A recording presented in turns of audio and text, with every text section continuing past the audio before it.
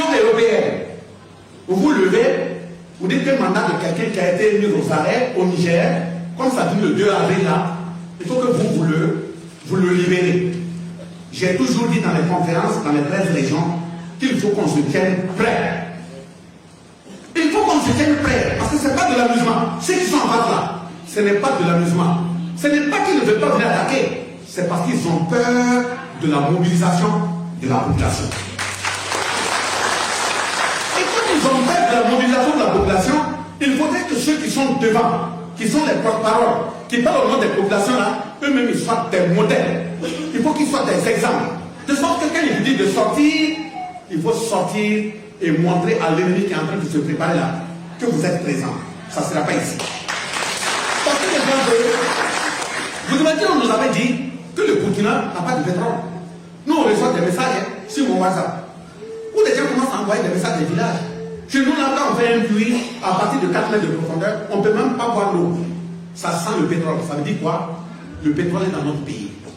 Ça veut dire quoi? Le diamant est là. Ça veut dire quoi? L'uranium est là. Quand vous voyez, ils circulent comme des chiens enragés autour de nous, ils ne veulent pas partir, c'est parce qu'ils connaissent la composition du sous-sol.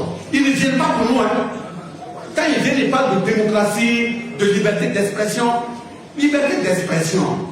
Comment quelqu'un qui connaît démocratie et droits humains vont attraper un président d'un pays?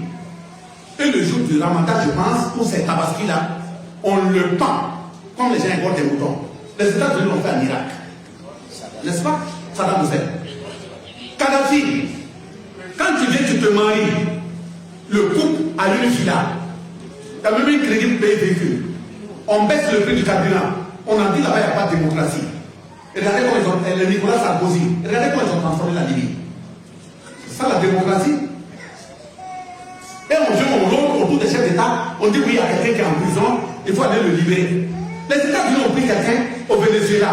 Vous ne le voyez pas, vous ne pouvez pas demander sa libération.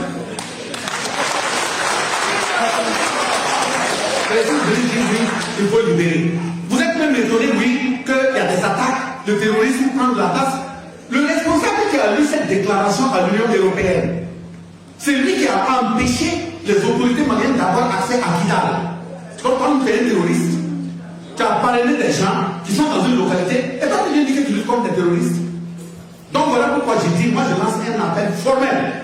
Il faut que le chef d'État donne des instructions fortes pour que tout jeune qui s'en va s'enrôler pour faire cette guerre, il faut lui donner des moyens en armement. Nous sommes prêts à mourir, il faut l'armement. Il faut doter les gens. Donc de ce point de vue, de toute façon il a dit à Bamako, il y a l'hiver noir, beaucoup de gens vont mourir, ceux qui vont pouvoir survivre, ils seront suivis, sinon ils vont disparaître à jamais. Donc ce hiver noir qui arrive là, chacun doit s'armer. Et moi je dis, on n'est pas dans une période où même quand tu rentres la nuit, pour dormir, tu ne prends pas de dispositions. Hein. Ne laisse pas ton gourdin loin, parce que tu ne sais pas à quel moment on va dire voilà.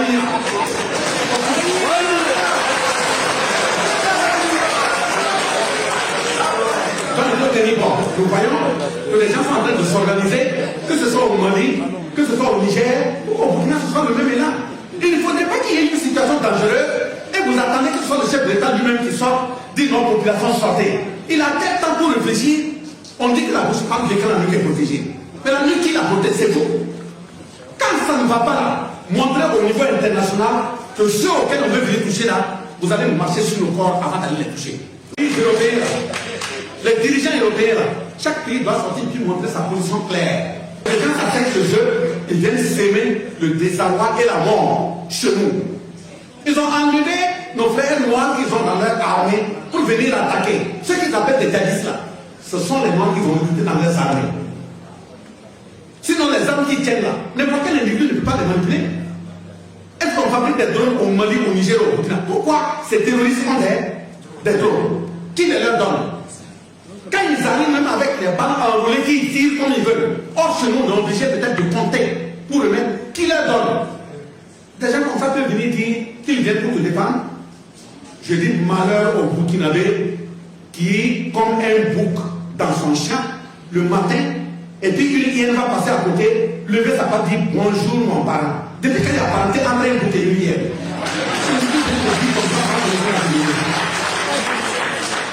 Donc c'est cette vérité qu'on doit se dire, Quand le chef d'État t'envoie en mission, il faut être un homme de valeur, il faut être un homme de référence, il faut être un homme de sacrifice, il faut être exemplaire.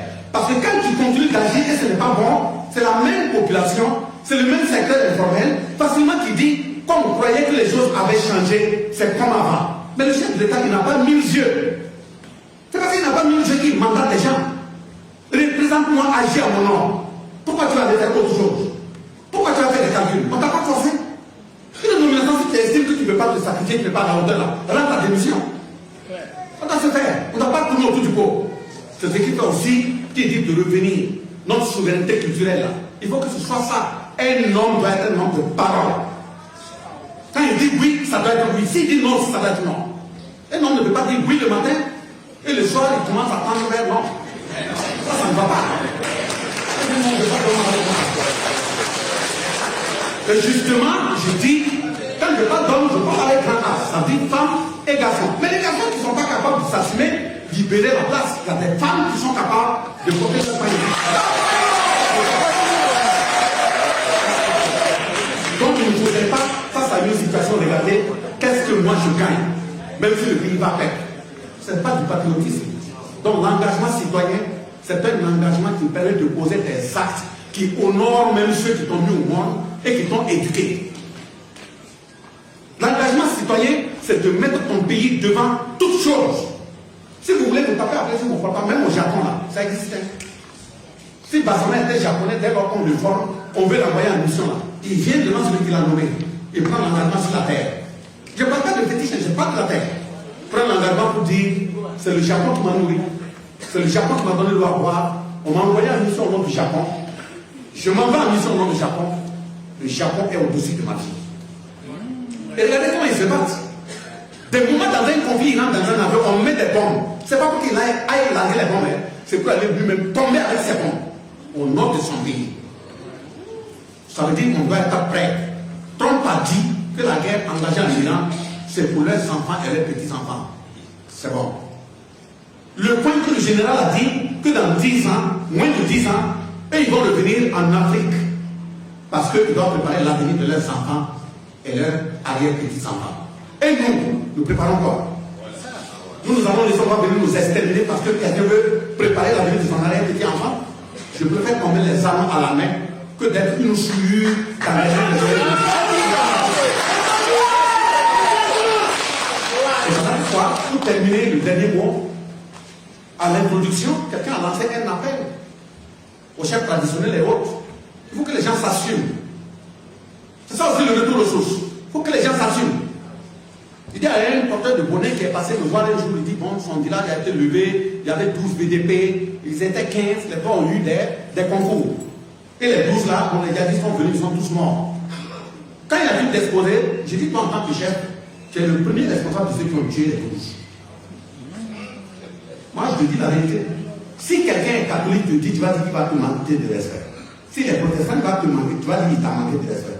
Si les musulmans, tu vas dire qu'il t'a manqué de respect. Moi aussi, je suis de la tradition. Comme vous. Vous êtes parmi ceux qui ont tué les enfants. Pourquoi? Tu as dit c'est un village, non? Un village, ça ne se prononce pas au hasard. Ça a été fondé comment? Tu fais quoi, nuit et jour? Quand les enfants les 12 sont engagés pour défendre le village, tu as fait quoi?